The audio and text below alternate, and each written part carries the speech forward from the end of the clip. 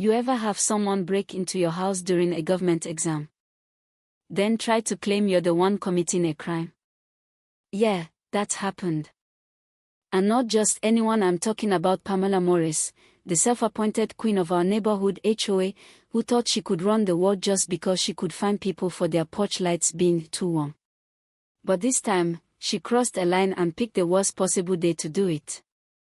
It was 8:07 a.m. I remember the time exactly because I'd just made my coffee and sat down in front of my webcam for a live Proctor certification exam, state level, legal clearance, one of those exams that either lands you a government contract or sends you back to square one. The proctor was already online, woman named Lisa Holloway, calm voice, sharp suit, very official vibe. I tested my mic, cleared my desk, even wore a button-up like a nerd. Everything was going smooth. Until bam bam bam, someone starts pounding on my front door like the place is on fire. Now, I live in a cabin. Quiet, peaceful, just outside the HOA zone, emphasis on outside. This land has been in my family for generations, and I moved back here specifically because it wasn't under anyone's thumb. But that didn't stop Pamela from showing up every few weeks to remind me that I was a visual threat to community harmony, whatever that means. So I figured she was back again, probably mad about the color of my truck or something dumb. I tried to ignore it. But the pounding didn't stop. Then I heard her yelling, "Open the door. This is an HOA matter." Like she was a damn federal agent. Lisa, the proctor, looked confused.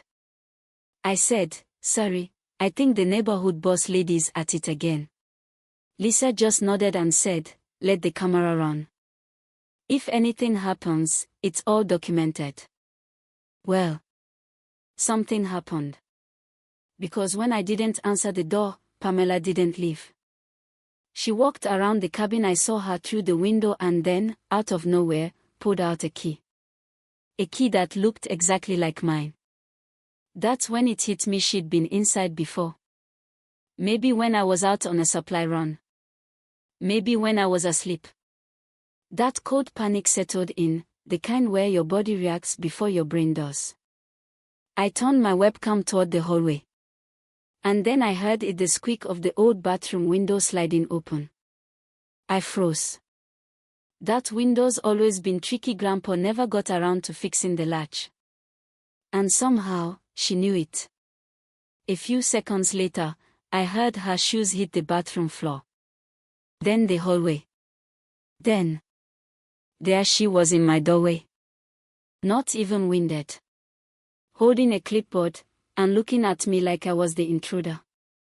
"You're operating a business on residential land," she snapped, pointing at my monitors like she'd caught me printing fake passports. "This is an HOA violation." I took a breath. "Pamela," I said, "this is a government-supervised exam. You just broke into a private residence." She didn't blink. "This land falls under Birch Hill Community Management, and I have legal oversight." Her voice was full of that smug confidence that only comes from decades of getting away with bullying people into silence. That's when Lisa's voice came through my laptop speaker. "Come. Crystal clear. Ma'am, you are currently trespassing.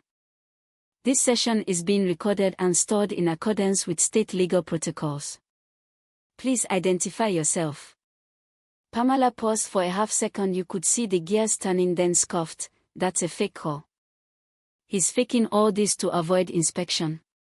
And she actually tried to shut my laptop.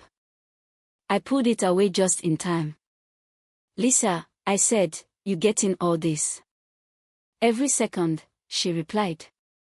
"Mr. Jacobs, is there a security system in place?" I nodded, grabbed my phone, and pulled up the app for cameras, all streaming in real time. I showed Pamela footage of herself circling the cabin, jiggling door handles, crawling through my bathroom window like some kind of HOA commando. Her face turned a shade paler. That's when she panicked. She pulled a USB drive out of her bag like she thought this was some movie and that was a trump card. "I've got proof," she said.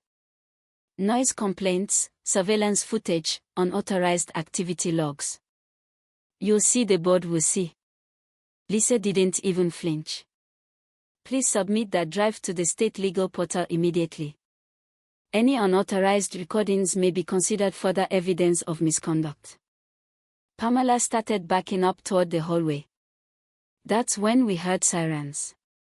Her eyes lit up like Christmas. Finally, she said. Law enforcement. You're done. But when the door opened, it wasn't her reinforcements. It was Deputy Nate Emerson, my buddy since high school. He took one look at Pamela, then at me, then at the open bathroom window behind her.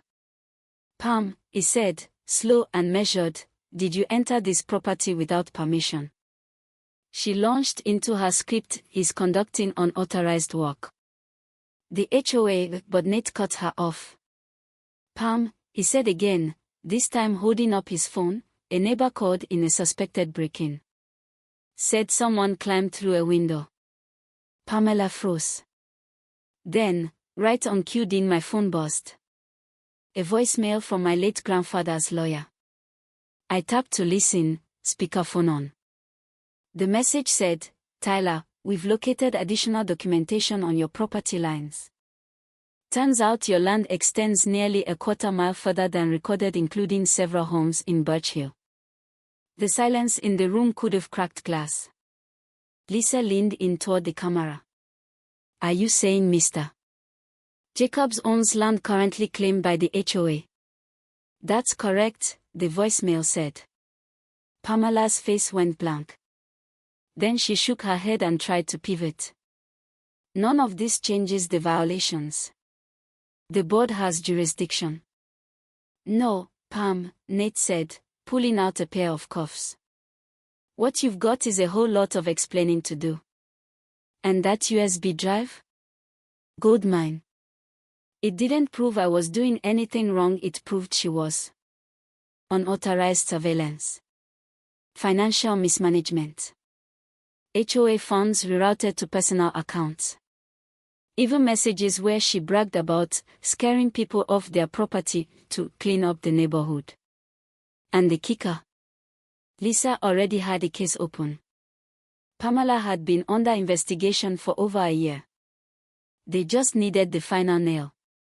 And that morning, she brought the hammer herself. 3 weeks later, headlines were everywhere, HOA president arrested in power abuse scandal. 12 other board members got caught in the fallout. The entire Birch Hill HOA was dissolved. Pamela. She got 8 years for trespassing, fraud, and wiretapping. And me. I got my certification, my land. And a new mission. I turned my cabin into a legal aid hub for people fighting HOA harassment. Lisa helped set it up. Nate's on the board. We help people figure out if they're being bullied, and what to do about it. And every now and then, I still hear my grandpa's voice, never let someone treat your home like it's theirs just because they wear a name tag. Pamela thought she was above the law.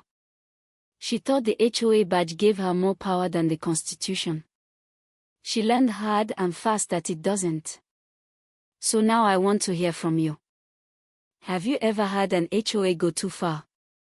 Was Pamela just desperate, or do people like her get addicted to control? Where's the line between order and overreach? Drop your stories in the comments. Let's talk. Because if we don't draw the line, people like Pamela will keep moving it.